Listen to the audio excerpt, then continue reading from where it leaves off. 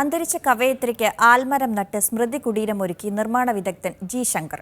ടീച്ചർക്കൊപ്പം പരിസ്ഥിതി സമരങ്ങളിൽ സജീവമായിരുന്ന ശങ്കർ വീട്ടുമുറ്റത്താണ് ടീച്ചറുടെ ഇഷ്ടമരമായ ബ്രഹ്മനാൾ നട്ടത്. സുഗതകുമാരി പറഞ്ഞതുപോലെ അടുത്ത ജന്മം ടീച്ചർ വരുമ്പോൾ ചുവന്ന പഴങ്ങളും കിളികളും ഇവിടെ വരുമെന്നാണ് ശങ്കർ പറയുന്നത്.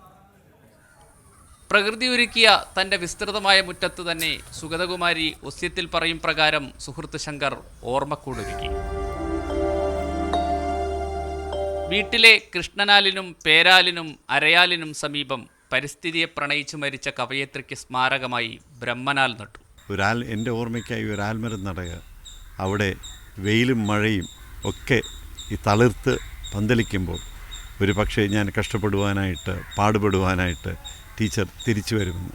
ഓരോ സമരങ്ങളിലും ടീച്ചർ പകർന്ന പാഠമാണ് ഈ പരിസ്ഥിതി ബോധത്തിന് ആധാരമെന്ന് പറയുന്നതിലും ശങ്കറിന് മടിയില്ല. ടീച്ചറുടെ വാക്ക് കാത്തുസൂക്ഷിക്കാനാണ് ഈ സ്മാരകം. കടലോളം സ്നേഹമുള്ള, മണ്ണിനോടും മനുഷ്യനോടും സ്നേഹമുള്ള, പ്രകൃതിയോട് സ്നേഹമുള്ള ഒരാളെ എൻ്റെ ജീവിതത്തിൽ ഞാൻ കണ്ടിട്ടില്ല.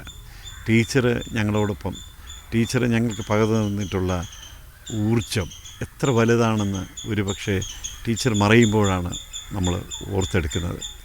ഒരുപാട് പാരിസ്ഥിതിക സമരങ്ങളിൽ ടീച്ചറിൻ്റെ കൂട്ടാളിയായിട്ട് പ്രവർത്തിക്കാൻ കഴിഞ്ഞു എന്നത് എൻ്റെ ജീവിതത്തിലെ വലിയൊരു ധന്യതയായിട്ട് ഞാൻ ഏറ്റുപറയുകയാണ്.